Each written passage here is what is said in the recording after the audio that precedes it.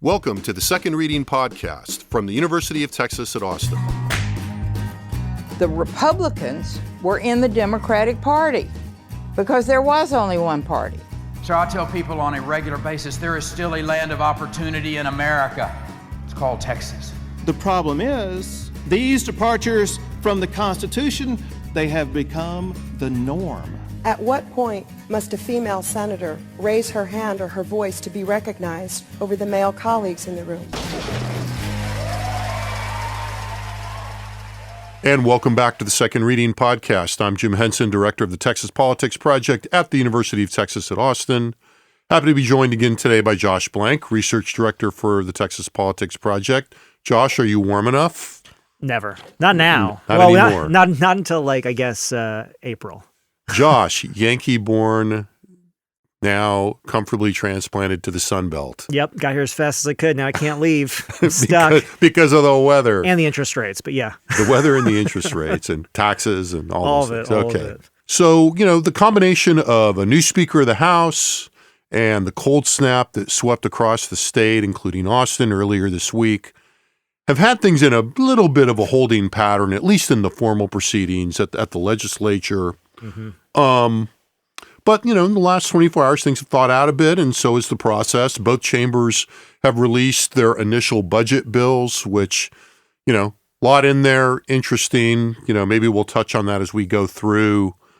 A lot of interesting things in there, not a whole lot of big surprises. Yeah. I would say that the two things that stuck out to me the most were, the lingering difference in the approaches to property taxes, whatever the change in the leadership in the House seemingly a little bit more interested in using the compression lever to reduce property taxes. The Senate more interested in leaning a little more heavily on increasing the homestead exemption. Yeah, bit of an oversimplification. And then, in terms of, I'll say my hobby horse, but you ride this hobby horse once in a while. Well, let me see if I want to get on. Hold on. Interesting to see that the budget allocation, despite some early trial balloons, that the budget allocation for border security remains at $6.5 billion in both budgets, meaning nobody seems to be willing, interested in, for lots of understandable reasons, to get in front of suggesting reductions now that there's a Republican administration in Washington. Even though, as I said, there were, from no less than the lieutenant governor, we've seen some suggestions that we might be able to reduce that spending. Seems to me that is not the opening. It's not the opening gambit. I still think we may see a little bit of that later in the face of substantial political risk. And certainly, given what's going on nationally, to bring it back to what we'll talk about, not a lot of incentive given the mood on immigration and border security right now to send any signals that you might want to reduce funding on the front end. Yeah, it's funny. This is not the topic of today, and we'll come back to it, I'm sure. And I should point out, and we talked about this last week, we have a bunch of results from the December poll that looked at Texans' views on the levels of spending in a bunch of different policy areas. Yeah. It's kind of a nice cross-reference, and I think, for this discussion, the main point here is that, Republicans still see the state spending too little on immigration, basically border security spending. So, the majority of the majority party's voters are actually saying either, keep the money as is or increase it. And so there's not like a huge amount of appetite here. I will say this, when I saw that one, that figure, I thought to myself, if Trump makes good, which it seems pretty likely he's going to in some sense, at least on this one in terms of the border, it seems like that's a really good trade chip for the governor down the line. If the governor wants something near the end of the session, because it's really up to him to say, no, it's okay if you guys cut $500 million to put it in this or $1 billion to put in this if he feels like he can. But he can also sit there and say, why are you guys doing this if he doesn't like what they're doing? Right. And so I think it actually gives him a little bit of latitude there as we go along. And it gives the legislature maybe a little bit of latitude. So if the Trump administration does put a bunch of troops on the ground in Texas, does take over a bunch of responsibilities, then they can say, oh, look, we just found this money. Right. Yeah. And that's kind of the scenario I'm envisioning. And I think that, it creates some negotiating room for both to stand there and then, see where things are come March, April, May. Right. So today we'll hit on a couple of different topics. In addition to that, we'll, talk about the state of play in the House with Dustin Burrows now installed as Speaker. We kind of flagged this when we had Darren last week and said we'd come back to it. And, you know, as expected, things have developed a little more. So the conversation, there's a little more grist for that mill. And then we'll look at Texas' views of the Trump agenda based on results from our December UT Texas Politics Project poll, which, again, we talked about some with Darren Shaw last week. Let's look at the new speaker, and the consequences of Burrows, winning the speaker's race. Burrows won with support from more Democrats and Republicans. Overall, he won 85-55. The coalition was made up of 49 Democrats and 36 Republicans, meaning significantly, and I think we'll be seeing more about that later today, more Republicans voted against him than for him. And I think a lot of the, initial read is that, Burrows has won, but he finds himself, in a politically complicated position, situated between opponents among the Democrats, just because, he got a block of Democrats voting for him doesn't mean they're his lifelong friends. And, there was a size, there's a not insignificant block of more progressive Democrats that chose not to vote for him. Yeah, and I think that's important. I mean, just, as we're sitting here at the second reading, it's kind of the point, to say, like, look, Burrows is a very conservative member with a very conservative record. There are a lot of Democrats, I'm sure, who felt they had to hold their nose up with this vote and pick, the better of the two options that were put before them. But this does not mean, again, to your point, that coalition of Democrats is all in on Burrows here. Right. And I haven't looked at this in too much detail, but my sense is that, there was an as you're implying in this, there was an ideological dimension to those who just couldn't bring themselves to vote for him, right? Look, and probably, more significantly, on his other side, a sizable block of Republicans who didn't vote for him. Right. Who, we will soon find out, what their initial appetite is for conflict. Today at 2 p.m., the House will debate the housekeeping resolution and the rules for the House. The draft of the rules were distributed as far as I have heard, at 4 this morning, and then we're recording on Thursday at, a little after 11. So the rules have been in the mix, at least among the night owls for about 7 hours. Had a look at them, but they're 232 pages. Can't say that I've read them all. If you look at the document, the House parliamentarians included a very handy 2-page overview, which is billed as a synopsis of proposed changes to the rules. I think that doesn't mean that as we go through these rules, there will maybe some things, some Easter eggs, shall we say, that didn't make it into the synopsis. But, the major points was, I would say from a procedural point of view and from the point of view of people on the ground, some degree of restructuring of the committees. There's often a little bit of jiggling around in the committees, but a decent amount of consolidation and rearrangement in evidence there.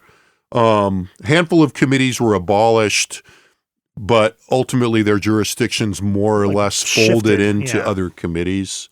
So, for those of you in, business and industry, county affairs, defense and veterans affairs, juvenile justice and family issues, the resolutions calendar committee and the urban affairs committee were all, kind of moved, abolished, quote unquote, and those subjects moved into other committees. So among the standing committees created that will absorb some of those, an intergovernmental affairs committee, which will absorb county affairs and urban affairs, and some of the jurisdiction of the International Relations and Economic Development Committee that had to do with state-federal relations.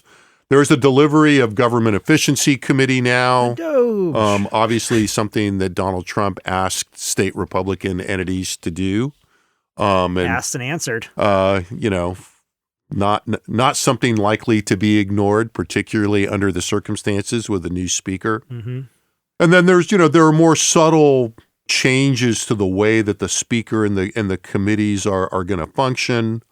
The upshot being there are now a new set of permanent standing committees. Now, the permanent standing committees, the other interesting rules change that speaks to a long-standing campaign debate, goes back to the last couple of sessions and demands by activists and some segments of the House that there not be any Democratic committee chairs. So the rules have been amended to, and I'm reading from the memo, to restrict the appointment of chairs of a standing committee to those members of the political party that constitutes a majority of the House membership, and to provide that a majority party member may not be appointed as a vice chair of standing committees. Oh. So, the key here is that, there will be a letter of the law following of the no Democratic committee chairs, but the vice chairmanships of the major permanent standing committees appear to have been reserved to the minority party. Let's say not the majority party. With the vice chair having, some of the powers that we would think a vice chair would have. Again, to promote, committee chairs would directly consult with vice chairs in scheduling committee business, and vice chairs may designate measures to be considered and witnesses to be invited. Vice chairs may request impact statements for legislation. So if I was a betting man, I would bet that this afternoon, when these rules are debated, we will very quickly see amendments to try to change the wording of this provision from those who are not in favor, those who have been long favoring the abolition of Democratic committee chairs and, don't want to see the Democrats sort of lose power in the committee structure. No Democratic vice committee chairs doesn't really roll off the tongue as smoothly, does it? Right? It does not. And that's why, we'll see, how this gets processed going forward. So, those rules are available, all over the place. I would also, in terms of looking at so those documents are very much in circulation. If you listen to this, you've probably already seen it. But that, if you don't have time to read the whole 200-plus page rules document, the synopsis is a pretty good way to start and have that handy for the debate this afternoon in the House. Now, the House leadership, avoided this issue with in a sly manner, in the last session. They've obviously chosen not to do that this time. I'm not going to go into that. For those of you that have a subscription to the Texan, Brad Johnson had a nice little account of that in his mailing called Fourth Reading.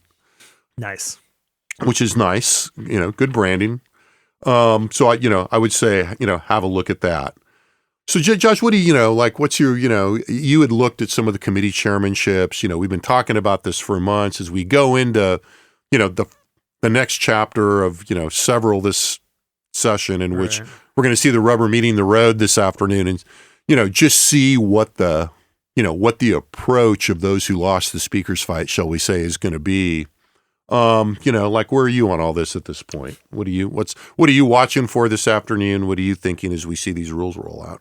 Well, I think just to start where you pick up where you left off. I mean, I am really interested to see how, what the reaction is to this idea of essentially, as the rules are currently written, it will again guarantee all of the standing committee chairs. Y'all are right, no committee chairs. Yeah, no, you got it. And so the question is, how adept is the opposition to sort of moving on this? Because I mean, in some sense, I mean, and I'm just going to throw this back to you with a question because I just really don't know. I mean, if you're the Democrats in the Texas House, setting aside leadership, all this, I'm just thinking you had a choice between, I'm looking back right now, 8 committee chairmanships in the 88th session, by my count, for the most part, not on, I don't want to say not on fundamentally, not on key committees with respect to the agenda of the majority party in the legislature. Otherwise, they wouldn't be chairing those committees. Well, and allowing for the fact to remember, not in the eyes of Republicans and in the eyes of Democrats, not all Democrats are the same. And no, and I mean, I'm looking at Dudden and juvenile justice. I mean, look, and that's exactly right. I mean, look, they're not. I mean, to your point about the ideological division, I mean, they're not putting the most liberal Democrats at the chair of any committee. Right. But I'm thinking if you're sitting here and you're rank and file Democratic member, I'm trying to think, how did you bring him to the table? It's like, well, you guys had 8 committee chairmanships. Most of those people are somewhat unique, and those chairmanships are somewhat unique in terms of the topics they cover. Yeah. What about all the vice chairmanships? That seems like a pretty good trade to me. I mean, I'm not saying that that's what I'm not saying that that's, I would say for sure under the circumstances. I'm not saying that I'm saying just acknowledge right now. I'm not saying this is necessarily going to be what the outcome is. Right. But in terms of what's on the table right now, I mean, for your average member, if you're not Moody, you're not Dudden, you're not one of these kinds of people in a pretty unique position within the caucus. Right. It seems like there's more opportunity for you. Yeah, and I think that's what made the deal the deal. I mean, the question then becomes, how does the the rank and file Republican member react to that? Now, there seems to be a sweetener in this too, which is to say that to the extent that the committees have been somewhat consolidated, and you look at this, is that there's essentially adjusting a rule to essentially say each member is going to be put on two of the major sort of substantive policy committees, essentially regardless. And they were going to accommodate that by increasing the size of those key committees. So the idea here would be that if you're on the outside, it's you're a Republican rank and file, you had no chance at a chairmanship or a vice chairmanship. Well, you're not getting stuffed off to the side potentially either, right? And that's true even for the 55 who didn't vote for him, right? Right. And so there is sweeteners for those guys in there too. The question is now, based on what else has been promised, how strong is that opposition to the vice chair piece of this? I guess. Yeah, and I like I said, I will be surprised if there's not some pushback on that, just because it's the most obvious thing to push back on. Well, yeah, it's going to feel it can be presented as an evasion and still, horse trading, which it was, So we shall, it's going to be an interesting dynamic. But I agree with that it's a creative way of creating some potentially new nodes of influence for people in a way that re-scrambles without fundamentally changing things, but kind of re-scrambles like what the distributive policies are what the distributive decisions are going to look like. I really love the phrase user, nodes of influence, because I think that sort of speaks to the other thing I was looking at this morning, which was just for my own sake, going through the notes. I was just looking at the speaker's vote, and I was looking, what was the breakdown of votes from the chairperson,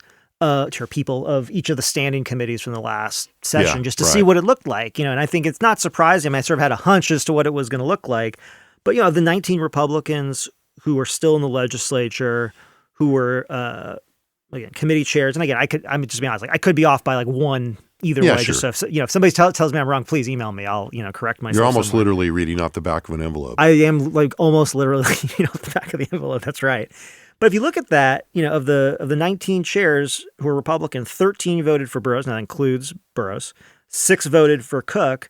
And to me, that sort of says this note of influence thing, right? I mean, one of the things that sort of struck me all along about this is, what's been going on and why this, sort of the challenge it seems for the opposition to, whatever you want to call it, Phelan, Burrows, right. Bonin, Strauss, the whole thing is this idea that you could make this a public fight.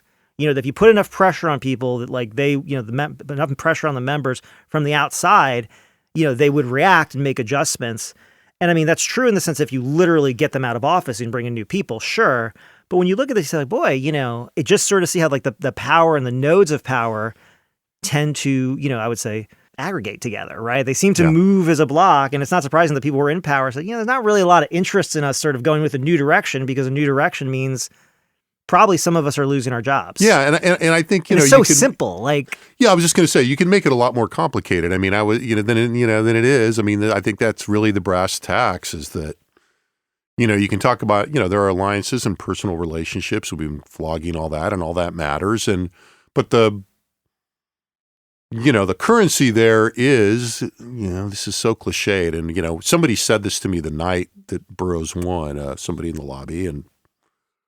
At the time I kind of thought slightly, obviously, but obvious things sometimes have more subtle implications. And that is, look, these people, at the end of the day, the voters are making decisions based on, the power they have in this moment, and whether they're going to gain more or lose more.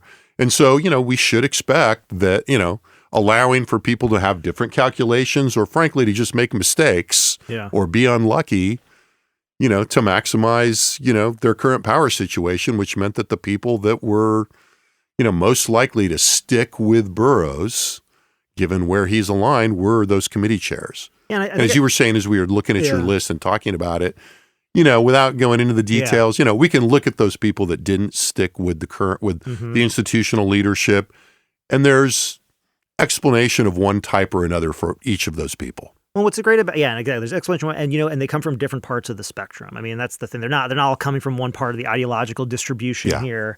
And I think another way to think about this too is when you look at that number and you say, okay, so you had 13 committee chairs, Republican committee chairs from the 88th. Basically, they just had to find 2 friends. Yeah, found 2 Republican friends, and they got to 36. Right then and there. And that's kind of, you talk about a body and a process where relationships matter so much. It's like, and these people are not in these positions because they're not good at relationship management. Well, and a combination of friends. And as people began to, some of those, the chairs that broke with, the institutional incumbent team, whatever you want to call them, the people that are on the fence or, willing to change their mind, they see job openings. Right.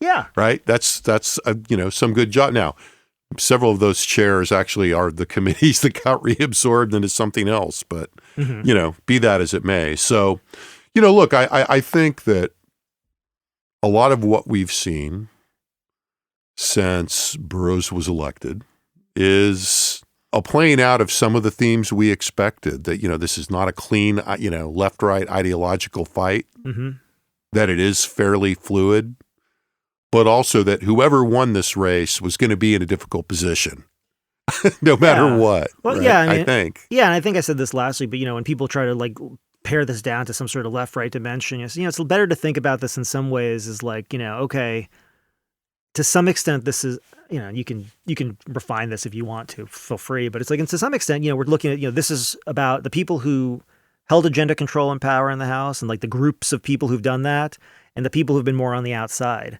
And the people who've been more on the outside are not only wanting to, again, have control of that, but they're also much more open to changing the institution and the rules. And I think this is what's sort of interesting now. Again, the people in the power position are in the power position for all kinds of reasons, real, imagined, seen, and unseen, that we can kind of know or not know about. But that's why this next step is so important, because to the extent that the larger group of Republicans was ready to move on in terms of, or move forward and sort of adjusting, making changes, major or minor, to the institution, that's what we're starting to talk about now. Right. Well, and I think that's, one of the things that, will be interesting to see as it unfolds in the coming hours and then in the coming weeks and then in the next primary is, look, the challengers to the status quo group, essentially, that, persevered in this race for the most part, were styling themselves as reformers. Right. And, I think for a lot of ideological reasons, a lot of people really, and, particularly institutional establishment people, bristled at that a little bit.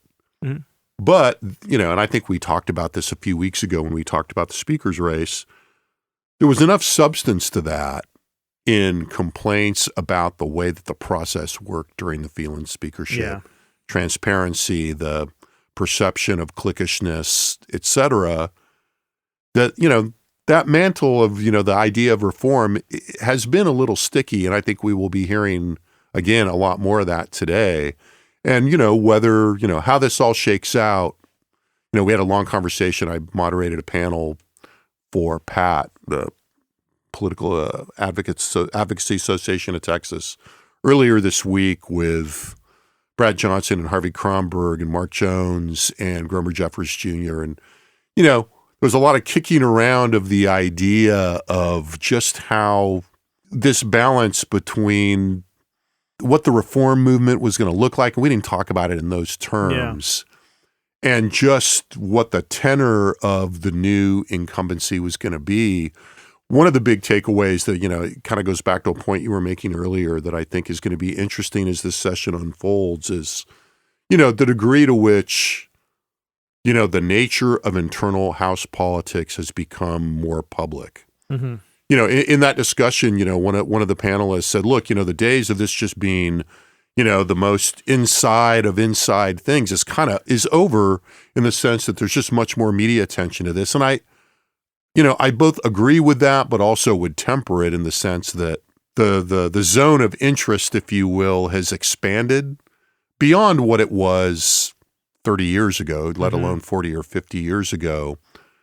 It still, as our polling has showed, not something that, the average person that follows politics isn't walking around going, hey, I wonder who's ahead in the speaker's race. Well, it's you can acknowledge the first point without, you have to, the follow-up is the denominator has also increased exponentially as well. But there is still more attention being paid by activists, et cetera. And that's, and I raise that because of this notion of not ideologically, but institutionally, who's the reformer and who's the conservative and who's going to get to assume those mantles is going to be an interesting play, I think, as we move forward. And also reform what?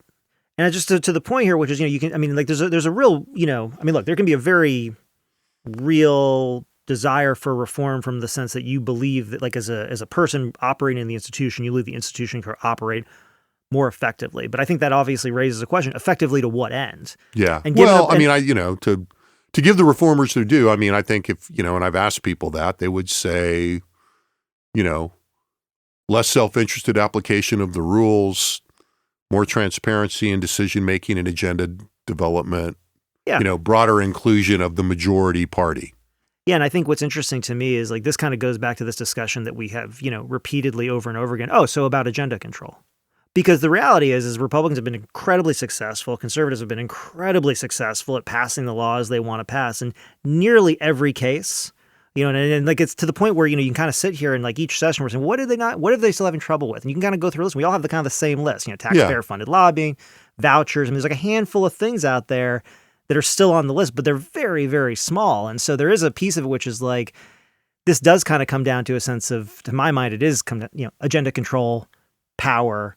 Yeah. But nonetheless, it's not really about efficiency because, I would say, like, from an outsider's perspective, the Texas legislature has been incredibly effective at passing conservative legislation and really at inculcating members from challenge, unless it's coming from their own party and from their own. Yeah. I mean, I guess the way I would, I don't think efficiency is really part of what they're arguing for, though. No, the power agenda control thing is at the heart of it, but it's a sense of, the distribution of that. And that's one of the things that's interesting about this kind of attempt at some, degree of refactoring of where these nodes are, and it will be, an interesting gauge of the skill of the leadership and the new staff that they brought in to see how they're able to use that to do what we've been talking about a lot in the last few weeks, which is to, diffuse some of the opposition and to peel back some of those numbers we were talking about, and whether you can bring enough people into the tent to weaken your opposition within the party, I think. So, yeah. All right. So, like, on the let's change gears for we're out of time and look a little bit about what our December polling told us about the Trump agenda. And so, a little inside baseball here. I mean, when we put the December poll together, we had a few things we wanted to do in the big sense. One of them, establish some baselines for some of the issues and the politics and policy of the then pending legislature when we did this poll in sort of mid-December.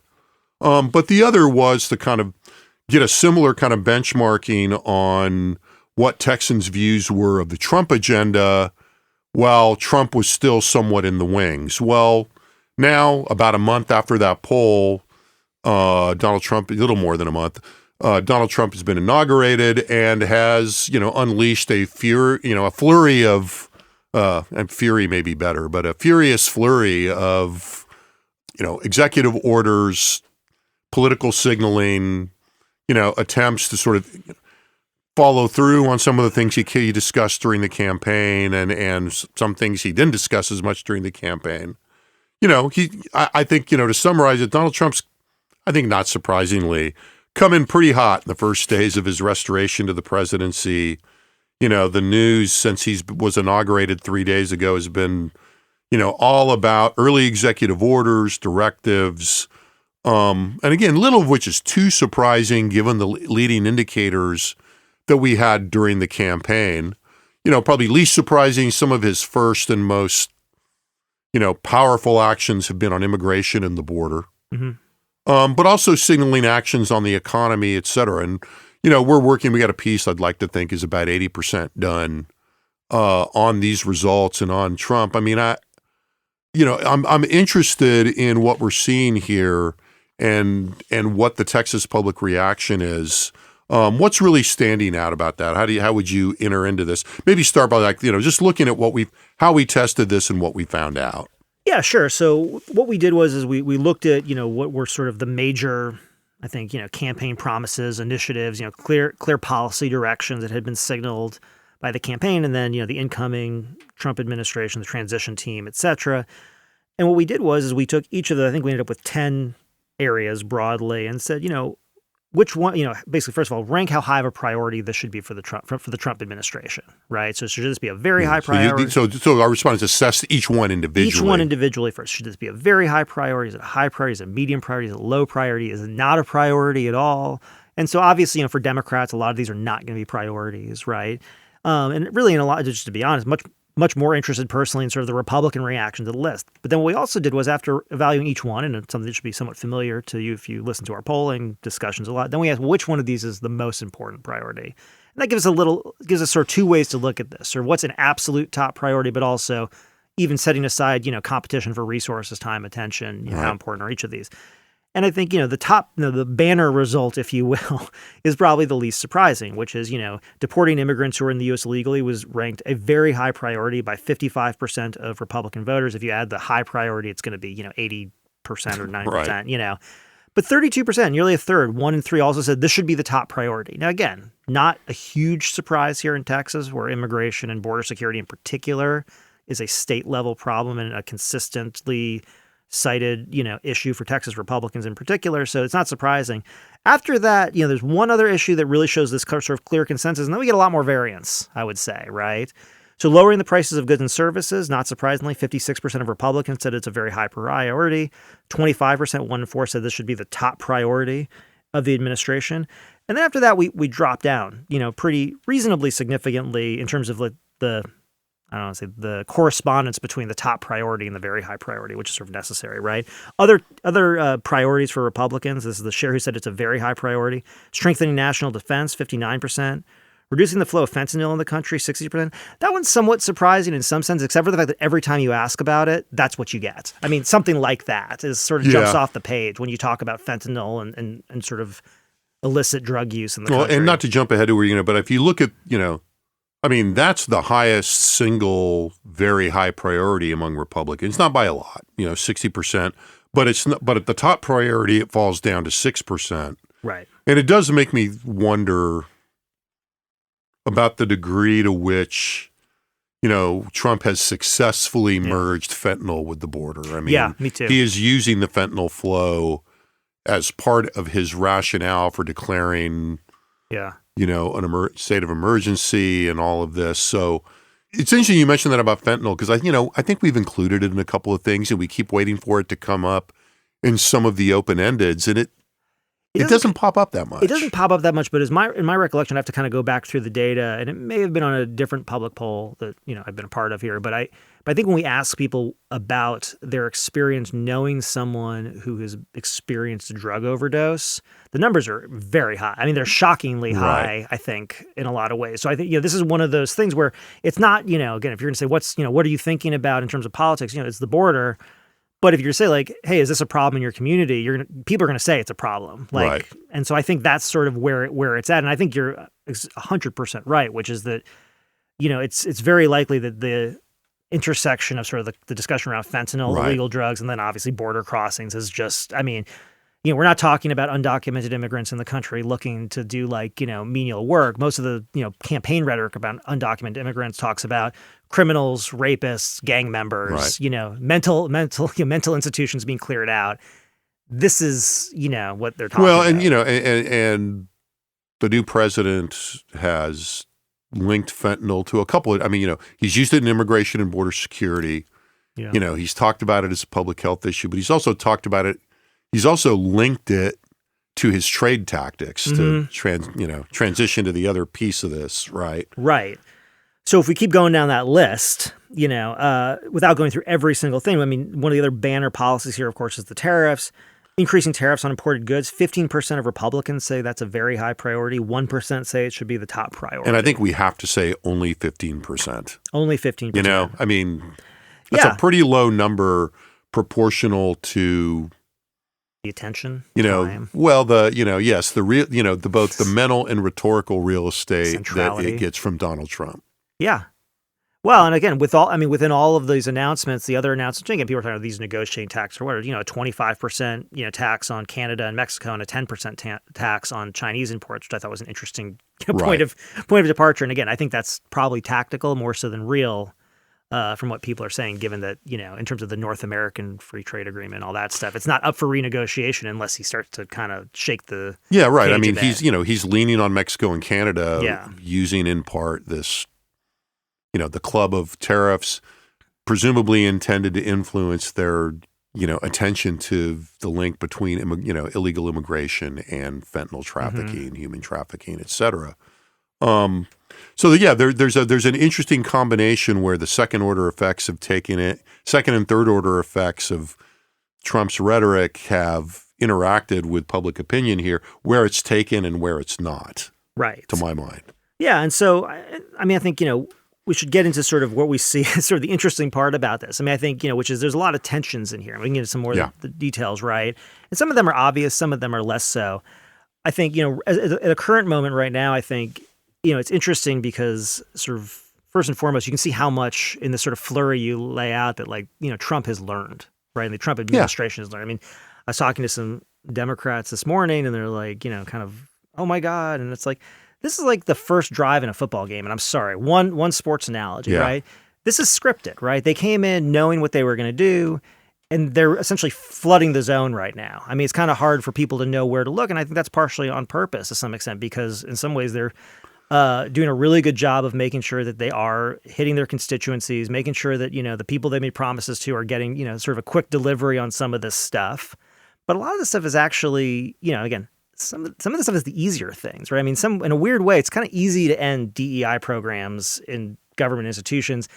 I mean that in multiple ways. We're not going to talk about that right now. But politically, for sure. Yeah. Right. Right. I should also say, just as a little political science observation, right, it's not uncommon for presidents to lean on executive orders more and more the deeper into their presidency they go. And in some ways, this is the fifth year of his presidency. And he's coming right in with a Congress that, may or may not work with him on stuff, but he's going to get something accomplished right now. And this is the fastest way to do it. Yeah. I think there's, look, there's something.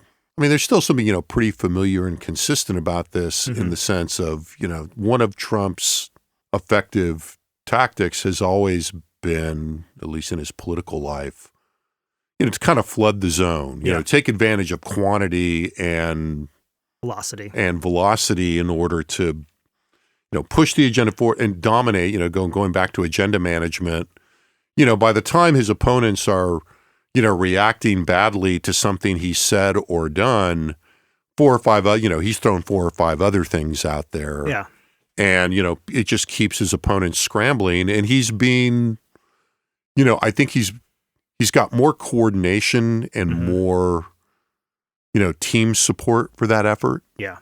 And I think that just comes from probably, to some degree, having learned from experience and having more people around him that he trusts and that are effective at this. Yeah. And, and they're not doing he's not bothered other than arguably Marco Rubio and maybe 1 or 2 of the economic appointments. But even those examples are less than before, and this is all things people have said, but I think it's reflected in what we're seeing. He's not kind of trying to mess around with saying, well, I'll be talked into having what the outsiders were calling adults in the room. I think if anything, he was probably, insulted and angered by that, has all these people that used to work for him talking shit about him, some of whom he's now, trying to punish, maybe, maybe. Yeah. Anyway. Right. Some of the things he's done.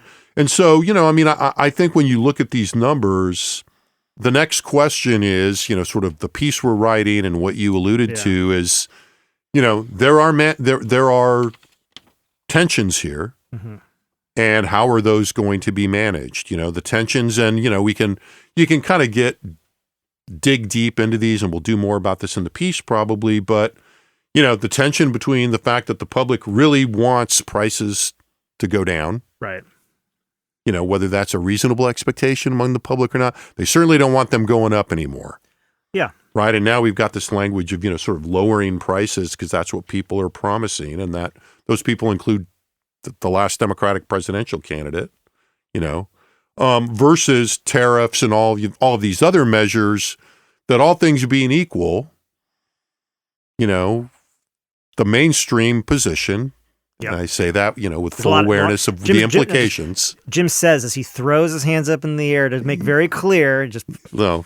This is what people are saying. Other people have views, and I get that, but I'm just not persuaded in most cases. But, the fact that, many of the things that they are talking about doing will have the impact of probably raising prices and, cause, fueling price increases, fueling inflation, tariffs, big increases in spending.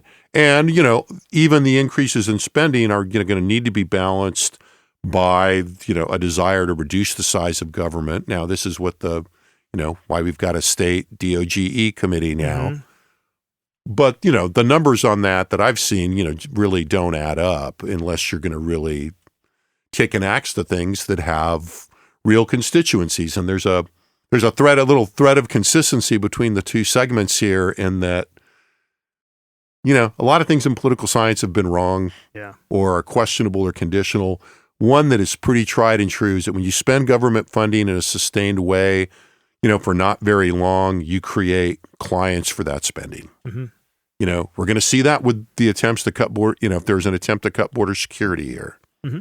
whether it's local actors in the border region who are seeing benefits from the direct and indirect benefits from the flow of funds, to the governor's office, to DPS, to, there are lots of constituents for funds as soon as you start spending them. And that's going to be true in the federal government as well, on a much larger scale. And I think something that's sort of underappreciated, I don't even know if it's underappreciated, but it sort of takes a back burner is the fact that, Republicans still express a significant amount of concern about the debt and the deficits. Yeah. So when we asked, about the various sort of economic concerns that people hold, obviously, prices, cost of goods and services top the list. You've got, 3/4 of all voters, regardless of party saying, this is a very serious problem. But when you look at the Republican responses, the share saying that the debt or the deficit is a very big concern. It's 60%. Right. So the reality is, how do you, on the one hand, strengthen the national defense, a very high priority of 59% of Republicans, while the same share of Republicans are also very concerned about the size of the debt and the deficit. And to your point, you can do that, but it's going to require a big restructuring of the way that resources are spent. And then I'll say, what else has about 60% of Republicans very concerned? The cost of healthcare, the cost of housing. All these other things that actually do also relate to this in a way that, and it's not even funny. I mean, the more we talk about it, it's almost like, and it's crazy to think this, but it's almost like, I'm just going to ask it as a question as opposed to say it as a statement, but it's like for Donald Trump, was winning a second term easier than the second term is actually going to be to govern? Yeah. And part of that is because, Trump's approach to politics, whatever it is, and it's effective, is to say what he needs to say, right? And ultimately, he's made a lot of promises to a lot of people, and now the rubber meets the road. And it's like, you got 60% of Republicans who'd like to see lower healthcare costs, but we're also going to sign an executive order taking away the cap on out-of-pocket expenses. As I was reading through the draft of this thing we're working on, I mean, I had, of course, the kind of bigger, kind of abstract thing here about, the hardest moment of populism when you, are successful at that is actually getting in power and governing. Yeah. Because then, promises. and the actual implementation of this. And look, we've seen, I mean, we're already seeing some of these contradictions and the conflicts play out in some, in the kind of ways that we're talking about the big competing policy goals, policy contradictions. But, they signed an executive order recently, as I understand it, basically undoing the electric car, electric vehicle mandate passed during the Biden administration, with, Elon Musk probably within spitting distance of, when that document was signed. Yeah. And a company that's losing value quickly. Right. And they're just, so the contradictions are rife, and, it comes with, the quaint notion of governance. Yeah. I mean, I guess, one of the things, I mean, we're just kind of riffing here, so I'm just thinking out loud a little bit. I mean, one of the things that sort of, I'll say this. I want to be very careful. And I want to be very careful about not underestimating Donald Trump, because I think he's really, proven himself adept, not necessarily at succeeding, but at not failing in some of this stuff. I mean, he doesn't necessarily tend to accrue sort of the negative perceptions that, you think might accrue to him in any number of venues, and it comes to even something like this. I mean, I sort of wonder, if prices go up and he says this is Biden's fault, are we going to see a partisan response to that? I mean, something else I think about is, people have been telling us, really perpetually that prices are a problem for them. And, are like, for half of the people, are they going to all of a sudden say, actually, prices aren't a problem? Now, I don't think so. I mean, again, we've talked about this. It seems unlikely just based on if you kind of play that out. But man, politics is crazy these days. Well, and I think, you mentioned political science. We'll go back, in the world of, elite-led mass opinion. Yeah. There are limits to that dynamic. Simple terms, average person doesn't spend most of their time paying attention to politics. Right. Politics is complicated. When they need to make a decision or, as they're forming opinions about politics, they look to partisan leaders and figures of authority to help inform their opinions. Yeah. That dynamic is not infinite in its power. Yeah. And, the question we're asking, I think to some degree is like, depending on how this all works out, right, what the policy consequences are, maybe the minority of economists are right. Maybe they'll raise the hell out of tariffs and prices won't go up. Will go up. Oh, in prices. Maybe they won't go up. Right. Yeah. Right. Yeah, well, I was going to say... I don't expect that, and I don't know how that would happen, but, it... Well, and I'd say this is the other side. I would say, maybe, the sort of reorientation of government towards less impact on the economy produces a, big round of investment, across the board. Right, there are scenarios incomes go out up. there. But my point being that, there is, at some point there is a tension between what people in authority are telling you and how that is squaring with your lived experience. Well, now, the dynamic in that, with changes in media, et cetera, have changed a lot. This is the theme. I mean, but it's going to be the interest, it's in the big picture, it's one of the big interesting questions from the perspective of governance and public opinion. To me, this is the theme, and I think you really hit on it with all those pieces of changes in the media environment, but also this notion of, how effective can an elite, an opinion leader, someone with the ability to communicate to a large amount of people who may or may not listen to that person, right, and have some sort of feelings, one way or another, neutral or otherwise, about that person, right? And I mean, I think one of the things that you see, I just keep seeing at different levels is this notion of, I'm going to tell you the sky is blue, but it's actually gray. Right. No, but really it's blue. And it's like, I'm going to tell you that the Texas House is run by Democrats. Now, again, this vote could say, hey, look at, look, whatever, we can get to semantics about it, but look at the output and tell me that's the case. Yeah. Right. We can sit here and say, essentially, well, there's really 25 million, undocumented immigrants. Well, if you start deporting them, I guess we're going to have a count. Right? Yeah.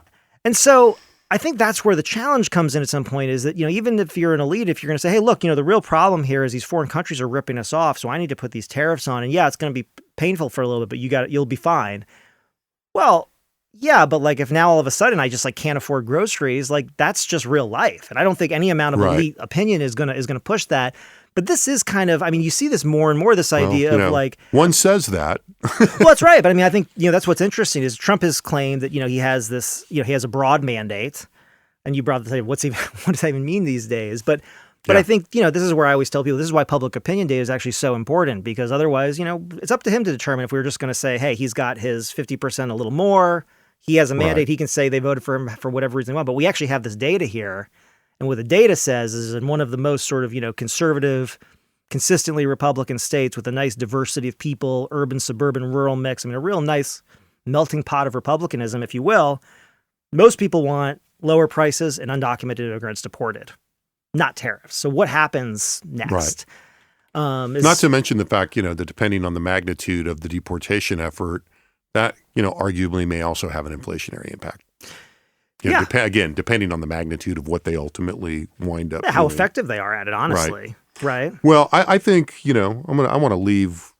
This is a good kind of place to leave it. I think that's a question that's sitting there in terms of, the changing information environment and how that affects the formation of mass opinion and, shifts in leadership norms and institutional norms that are, all of which I think changed the fundamental premises of ways that we understood that dynamic 20 years ago, whenever the Zoller book was So with that, Josh, thanks for being here. Thanks, as always, to our excellent production staff here in the Dev Lab and the audio studio at the University of Texas at Austin, in the College of Liberal Arts, I should note. Thank you for listening. Remember, all of this data is at our website, texaspolitics.utexas.edu. May have some surprises coming in how that website looks in the next couple of weeks. Be ready for that. Especially thank you for listening, and we'll be back next week with another Second Reading podcast. The Second Reading podcast is a production of the Texas Politics Project at the University of Texas at Austin.